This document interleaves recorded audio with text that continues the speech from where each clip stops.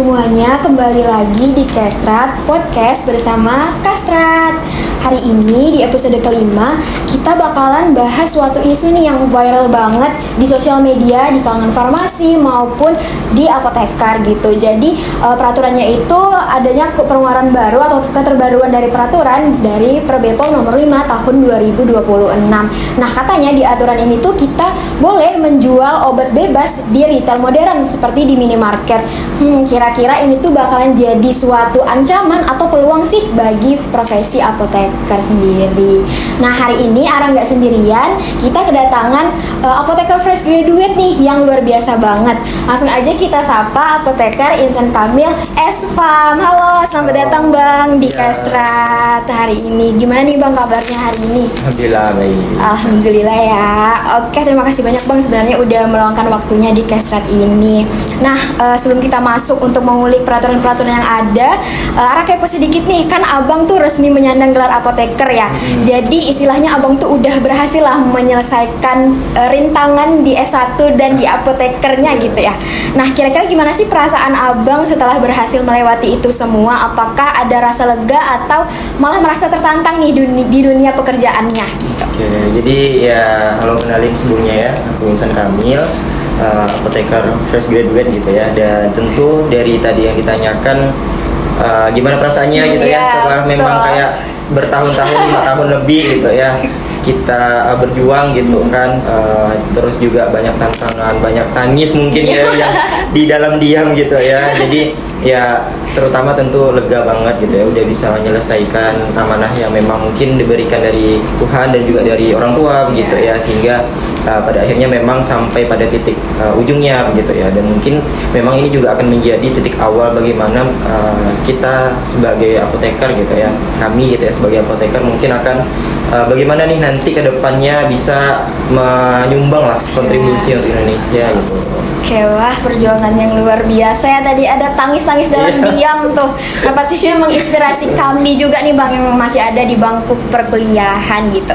Pas banget nih Abang baru lulus dan kita akan membicarakan terkait regulasi yang baru aja keluar gitu. Langsung aja nih Bang, tanpa berlama-lama lagi.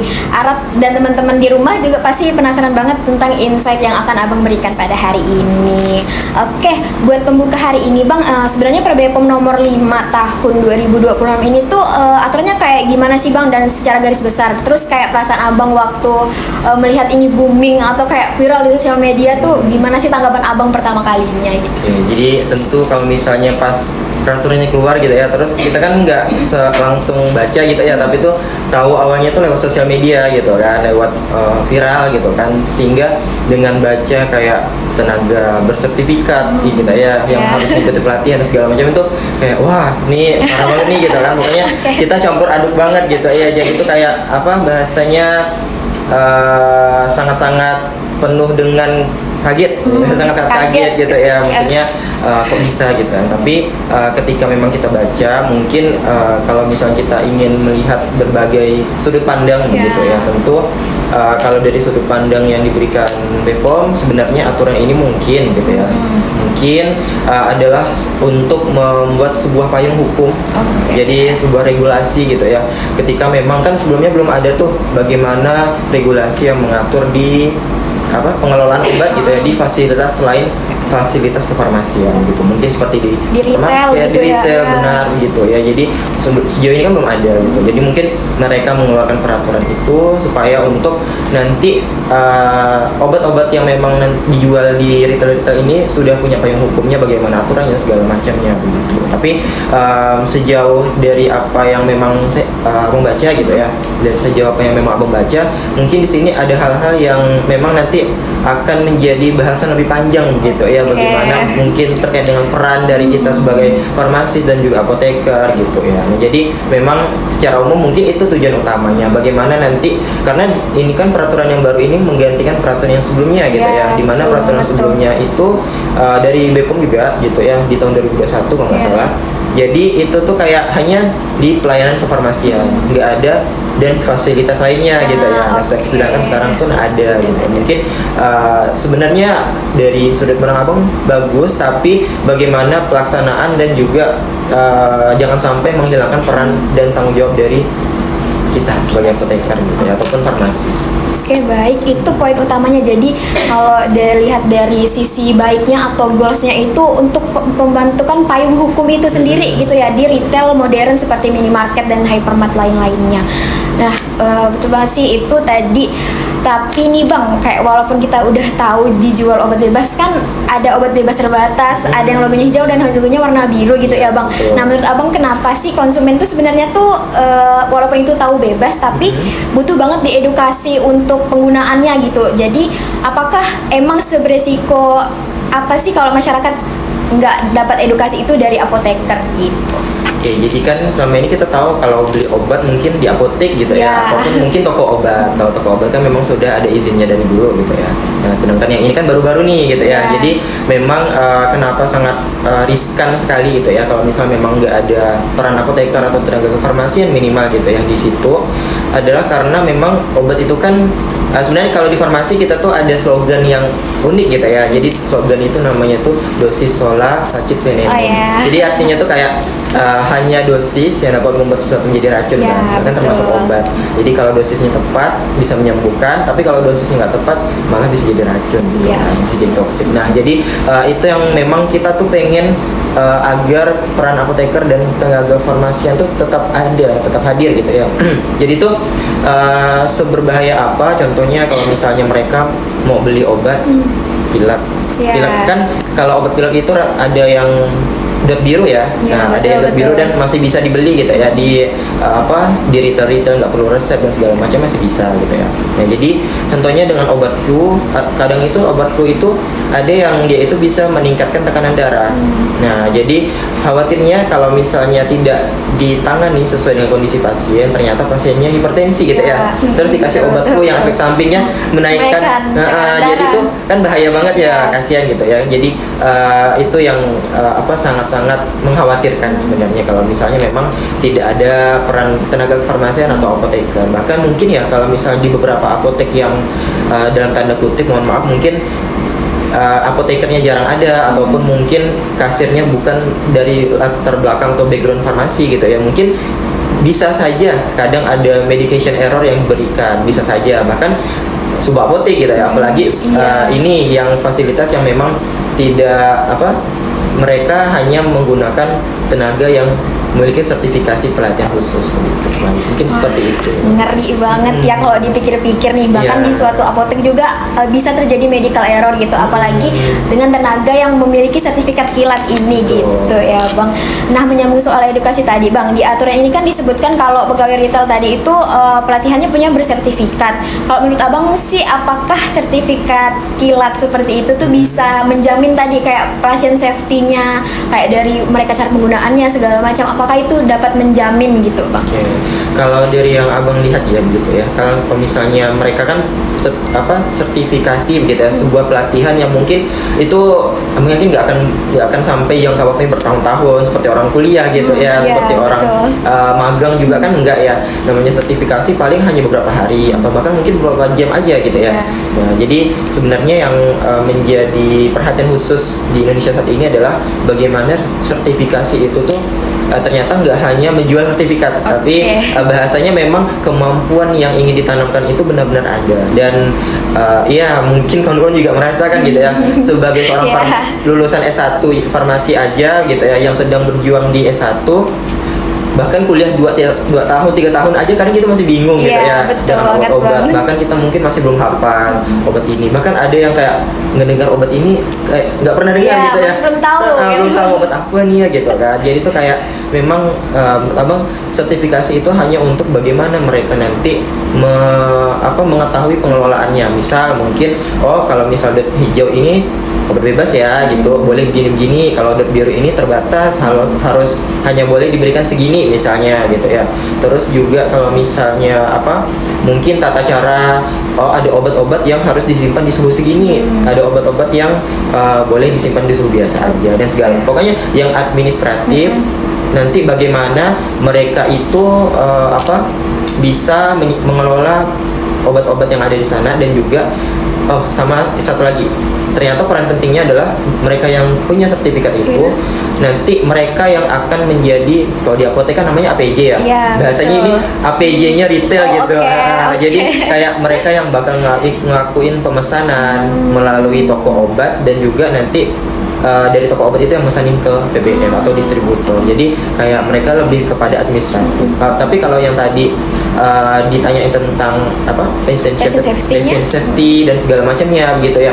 Nah itu ya tentu sangat-sangat jauh sih ya, karena memang mereka tidak, kalau misalnya memang itu adalah bukan non tenaga kesehatan atau non farmasi, tentu mereka tidak akan sejauh itu mendalami tentang pengobatan. Apakah ini aman untuk ibu hamil segala macam kan? Apalagi kalau mau beli ibu hamil sangat beresiko ya. Nggak semua obat boleh diberikan untuk ibu hamil gitu.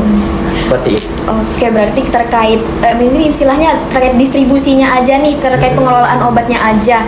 Tapi dari segi yang farmakologinya segala macam itu mereka mungkin kurang paham aja gitu ya, Bang ya.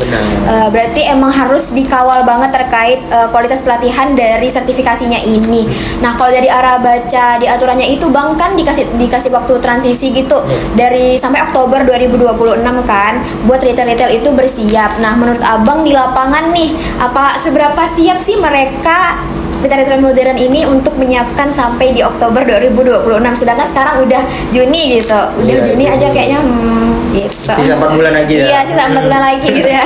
Jadi ya kan tadi memang poinnya adalah bersiap itu mungkin maksudnya bagaimana nanti mereka mencari orang-orang gitu ya yang memang sudah punya sertifikasi itu, supaya nanti mereka bisa lebih bahasanya lebih sesuai regulasi gitu untuk memesan obat dan segala macamnya. Kan juga kalau misalnya memang mereka punya distribution center di nasional di jejaring mereka sendiri, misal mungkin di suatu minimarket gitu ya, dia punya jejaring nasional se-Indonesia. Terus dia punya PBF-nya sendiri gitu. Nah, itu sih sebenarnya ya udah nggak apa-apa gitu kan. Tapi karena kita tahu di sana tidak ada apoteker maupun tenaga teknis kefarmasian seperti yang vokasi gitu ya, tenaga vokasi. Jadi ya memang bersiapnya itu hanya untuk mungkin menurut Abang ya, dari yang Abang analisis, bersiapnya itu hanya dalam artian administratif. Jadi kalau dalam artian mungkin untuk supaya memang obat ini seakan-akan memang di apotek, nah itu mungkin tidak seperti itu gitu ya, karena memang kan di awal tujuan dan memang klarifikasi ataupun sosialisasi yang diberikan BPOM itu sebenarnya tujuan ini kan tujuan regulasi ini supaya nanti pengelolaan yang ada di retail itu punya payung hukum, dan juga nanti kalau misalnya ada penyalahgunaan ataupun gitu ya di dalam situ bisa bahasanya bisa diproses secara hukum begitu. Nah, selama ini kan nggak ada, jadi mereka sih bilangnya seperti itu. Ya, jadi ya memang mungkin bisa bersiap tapi dalam hal administratif itu aja.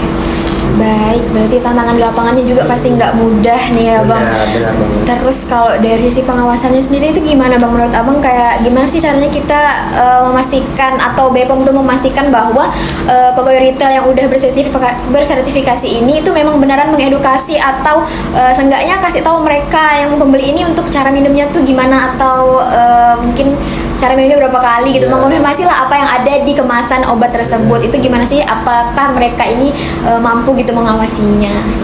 Kalau misalnya BPOM yang membuat aturan, seharusnya BPOM juga sudah bahasanya menganalisis secara keseluruhan gitu ya. Apalagi kita tahu gitu kan di BPOM tuh pasti ada apoteker juga gitu kan. Nah, jadi harusnya mereka paham. Tapi ya kita berharap yang terbaik juga ya. Meskipun memang kita saat ini mungkin rasanya kayak aduh kenapa begitu, maksudnya kita masih banyak pertanyaan, masih banyak hal-hal yang kayaknya harus diluruskan. Dan kalau Abang memandangnya sebenarnya kenapa tidak tenaga pelatihan yang mereka sebutkan di aturan ini yang bersertifikat khusus itu kenapa tidak mengambil dengan kualifikasi lulusan S1 farmasi misal gitu ya, meskipun mungkin nggak harus apoteker, karena mungkin apoteker lebih dibutuhkan di di apotek atau di distribut pelayanan kefarmasian lain gitu ya. Nah, kenapa tidak minimal tuh yang S1, setidaknya satu linear gitu ya, betul.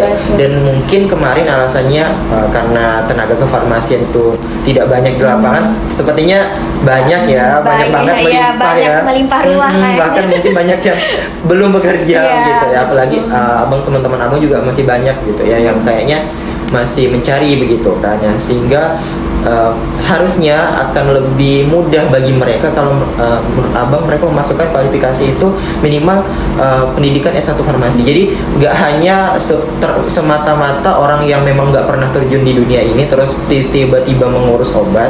Mungkin berbeda kalau misal ternyata itu sales gitu ya, itu kan ya udah maksudnya hanya menawarkan ya, tapi ini kan benar-benar menjual dan berhubungan langsung dengan konsumen. Ya, kalau sales mungkin nggak langsung ke konsumen ya jadi tuh kadang tuh itu yang kita khawatirkan gitu. Kalau misalnya BPOM bagaimana mengawasinya ya tergantung mereka lah nanti, karena mereka yang membuat regulasi gitu ya. Jadi harusnya memang kita mungkin bisa melakukan saat ini kita bisa memprotes dan segala macam, karena memang ada peluang-peluang ataupun ada celah-celah di regulasinya memang masih belum kayak kayak fix kayak pakem gitu. Nah, masih ada celah-celah itu yang memang bikin kita khawatir.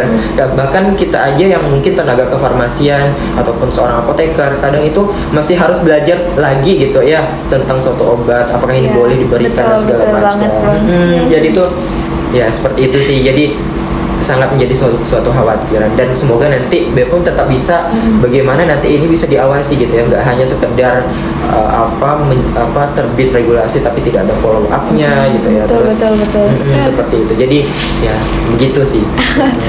Oke, berarti benar banget tadi, jangan sampai sertifikat ini tuh sebagai formalitas aja terus supaya lolos aja. Iya, supaya lolos aja gitu, supaya bisa menjual obat bebas ini di retailnya gitu kan.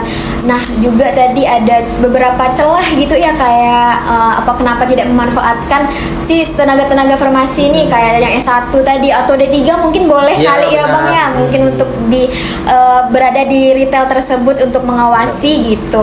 Nah, melihat kemudahan akses obat bebas ini tuh kan makin gampang berarti didapat di minimarket ke depannya. Menurut Abang gimana sih nasib atau peran apoteker yang ada di apotek atau yang ada di yang tempat-tempat lainnya, fasilitas kesehatan lainnya, melihat untuk kedepannya itu kayak gimana? Apakah harus dilakukan biar apotek ini tetap jadi pilihan utama orang-orang untuk tempat konsul untuk membeli suatu obat gitu, Bang?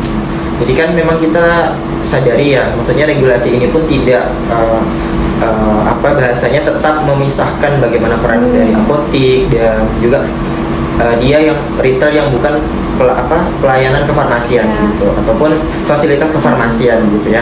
Jadi itu kan memang dibedakannya begitu ya. Jadi di apotik ya secara umum semuanya bisa, obat keras, narkotika, psikotropik, prekursor gitu ya, dan juga menerima resep, sedangkan di retail kan nggak bisa, hanya dot biru dan dot hijau gitu ya. Nah, jadi seperti itu. Dan peran apoteker tentu kita masih tahu ya, maksudnya apotek itu kan masih banyak. Apotek itu masih banyak, dan kalau misalnya memang dari retail ini pengen mengambil alih peran, abang sih tetap nggak bisa gitu ya, karena mereka sekali lagi mungkin hanya menjadi perluasan bagaimana masyarakat lebih mudah mengakses obat.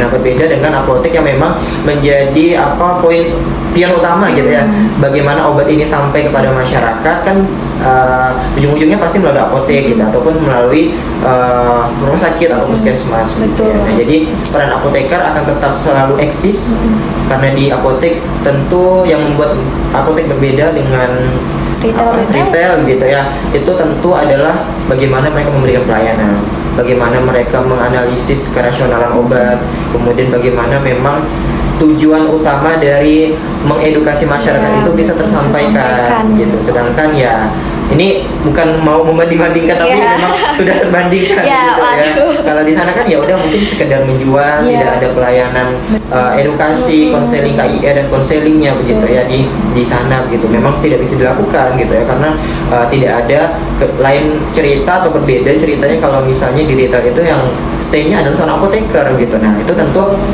bisa menjalankan perannya gitu. Tapi kalau misalnya bagi kita yang mungkin apoteker atau tenaga kefarmasian yang ingin bertanya-tanya gimana ternyata peran kita gitu ya, kita masih bisa eksis dan tentu kita masih bisa untuk show up gitu. Kalau misalnya memang kita benar-benar bisa menyuarakan apa yang memang menjadi ranah kita, menjadi tanggung jawab kita, dan menjadi tujuan mulia kita gitu. Oke, setuju banget nih sama pernyataan yang tadi Abang bilang. Harusnya kita tuh lebih tertantang lagi gitu ya terkait peran kita gitu. Nah, bagi teman-teman mahasiswa formasi kayak Ara dan fresh graduate kayak Abang nih, apakah menurut Abang hadirnya regulasi ini tuh jadi beneran alarm tadi supaya kita tuh buru-buru ningkatin value biar profesi kita nggak sekadar dinilai penjual obat oleh masyarakat, atau malah kayak kayaknya aku takut deh kayaknya gara-gara ada regulasi ini gitu. Menurut Abang gimana tuh? Ya, jadi memang benar sih tadi yang Ara sampaikan gitu ya terkait dengan regulasi ini menjadi alarm banget gitu ya buat kita. Mungkin sejauh ini gitu ya, barangkali kita mungkin hanya kayak tukang jual obat. Memang dianggapnya seperti ya, tukang jual obat, tukang nyiapin obat gitu ya. Terus juga mungkin hanya tukang peracik gitu ya. Jadi padahal ternyata di balik itu memang bahkan kemarin Abang kan di waktu Sumpah Apoteker tuh ya, kemarin kita buat film gitu ya, persembahan dari angkatan kita yang memang di situ menggambarkan kenapa kita tuh nggak hanya sebagai sekedar penjual obat peracik gitu ya, tukang nyiapin yang mungkin bakal dimarah-marah pasien gitu ya karena saya udah nunggu obat lama nih gitu ya. Jadi nggak hanya seperti itu, tapi di balik itu kita benar-benar menelaah, kita benar-benar melihat rasionalitas. Ada obat-obat yang mungkin aturan pakainya salah, yang mungkin bisa berbahaya, dan memang kita tuh sebagai garda terakhir gitu ya, karena dari kita lah obat itu sampai kepada pasien. Mungkin dari profesi lain itu meresepkan ataupun merekomendasikan, tapi yang memberikan kan pada akhirnya kita gitu ya, apalagi kita yang berhubungan langsung dengan pasien itu. Kita yang memang sebenarnya paling tahu bagaimana obat ini aturan pakainya dan segala macamnya begitu. Dan tentu kita harus memang ningkatin value diri sih. Bagaimana nanti masyarakat juga pasti bakal sadar gitu. Berbeda kalau misalnya dia pergi ke apotek terus mendapatkan pelayanan, diedukasi benar-benar sampai paham betul, dibandingkan dia hanya beli obat. Kecuali memang dia udah kecuali memang udah biasa beli obat terus mau beli obat aja gitu ya. Mungkin itu. Tapi kalau misalnya memang mereka pengen mendapat pelayanan, pasti mereka akan balik ke apotek, dan itu menjadi suatu tanda ataupun suatu alarm betul sih tadi ke kita gitu ya, supaya kita benar-benar ningkatin value kita, bagaimana wajah kita sebagai seorang farmasis itu di depan para masyarakat dan konsumen maupun pasien gitu. Keren banget nih tadi pendapat Abang itu. Berarti kita jangan insecure ya teman-teman yang lagi kuliah maupun yang sekarang sedang profesi apoteker, mungkin lagi sibuk-sibuk PKPA ya. Berarti benar tamparan positif nih untuk kita. Terakhir nih Bang, sebagai penutup diskusi hangat hari ini, Ara pengen tahu dong apa pesan atau motivasi dari Abang buat mahasiswa farmasi yang sekarang lagi kuliah atau lagi sibuk-sibuknya profesi gitu, biar kita semua itu tetap optimis, tetap adaptif, dan nggak gampang insecure ngelihat dinamis aturan yang ada di Indonesia gitu. Jadi kalau kita memang menyadari gitu ya, aturan itu kan dinamis banget ya, apalagi kita di negara yang memang bahasanya demokratis gitu ya. Jadi aturan itu memang sangat akan dinamis, sangat berubah-berubah, nggak mungkin begitu-begitu aja. Pasti akan ada perubahan-perubahan yang memang dilakukan gitu ya. Jadi ya dengan aturan-aturan itu kita setidaknya minimal bagaimana kalau misalnya ada hal-hal yang ingin menurunkan value dari profesi kita gitu ya, ataupun mungkin ada yang ingin menghancurkan peran kita gitu. Nah, jadi tandanya adalah bagaimana kita memang punya nilai lebih di dalam hal itu. Bagaimana memang seorang apoteker itu ternyata misal gitu ya, ternyata juga bisa menyelamatkan pasien gitu ya, nggak hanya profesi lain gitu kan. Ya, jadi memang bagaimana orang-orang tuh tahu, oh ternyata tuh kalau misal mau tanya-tanya obat tuh apoteker aja gitu ya, karena memang mereka yang paling tahu bahasanya seperti itu. Jadi meskipun mungkin nanti akan ada regulasi yang sangat tidak sesuai begitu ya dengan dengan bagaimana peran kita, dengan bagaimana tanggung jawab kita, dan juga memang bagaimana yang kita lakukan ke masyarakat. Jadi ya kita nggak perlu terlalu kita tetap aware, kita tetap waspada gitu ya, agar nanti profesi kita tidak mati ataupun tidak digantikan dengan yang itu tadi lah ya pokoknya. Nah, jadi kita tetap aware, tapi kita tetap juga tidak perlu terlalu cemas berlebihan, karena profesi ini nih profesi yang sangat mulia. Profesi ini benar-benar benar-benar bertanggung jawab dari hulu sampai hilir, dari industri sampai dari obat itu dibuat sampai obat itu diberikan dan diminum. Bahkan abang benar-benar kayak merasa bangga gitu ya ketika memang hari ini menjadi seorang apoteker. Karena apa? Karena tanpa apoteker itu obat itu tidak pernah ada dan tidak akan pernah sampai kepada masyarakat.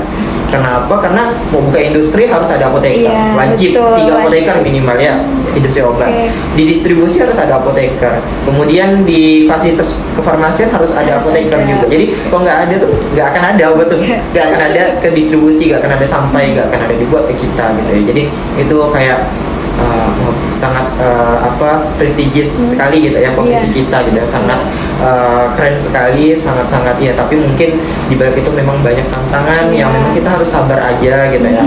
Akan ada waktunya nanti masyarakat, orang-orang akan lebih sadar tentang peran kita. Tugas kita hanya bahasanya berjuang aja, kemudian bertahan, bersabar gitu ya, tetap menjalankan apa yang menjadi tanggung jawab kita. Bahkan kemarin ketika disumpah gitu ya, merinding gitu ya, karena bahasanya tuh disumpah itu bagaimana kita tetap melayani masyarakat, tetap berpegang teguh kepada janji dan apa yang sudah kita sumpahkan gitu. Jadi tetap semangat aja sih ya, mungkin buat teman-teman. Memang laporan kita sangat banyak, sangat ditulis tangan, seabre gitu ya, Iya. deadline kita mepet-mepet gitu ya. Betul Tapi banget. percaya aja nanti profesi ini ya, insya Allah gitu ya, pasti kedepannya tetap akan menemukan titik terang. Pasti akan ada orang-orang yang rela berjuang supaya profesi ini tetap tegak, tidak akan tergantikan. Dan ya dengan dinamika ataupun masalah yang sekarang sangat berkecamuk mungkin gitu ya, itu menjadi pemantik aja bagaimana nanti kita itu tetap benar-benar ningkatin value kita, menjaga marwah profesi kita, dan juga tetap bagaimana nanti memperjuangkan keselamatan pasien. Oke, luar biasa banget ya, dan gak terasa kita udah berada di ujung diskusi pada hari ini. Dari obrolan bareng Bang Insan hari ini, kita sadar kalau dinamisnya regulasi seperti Perpres nomor 5 tahun 2020 ini bukanlah suatu alasan untuk kita pesimis gitu. Justru ini adalah alarm supaya kita meningkatkan value diri kita sebagai farmasis, supaya kita tuh perannya lebih besar dari itu loh sebenarnya. Nah, untuk dari regulasi atau segala macam itu boleh aja diubah, tapi ada satu fundamental yang tidak bisa diringankan, yaitu patient safety. Jadi kebijakan ini boleh aja dilakukan, tapi tetap memastikan patient safety itu sendiri. Nah, terima kasih banyak Abang udah meluangkan waktunya hari ini dan insight kerennya yang daging banget ya di Kesrat hari ini. Semoga bisa membuka cakrawala berpikir teman-teman yang ada di rumah. Saya Ara selaku moderator dan teman-teman yang bertugas hari ini mengucapkan terima kasih dan pamit undur diri. Tetap kritis, adaptif, dan sampai jumpa di Kesrat selanjutnya. Bye-bye.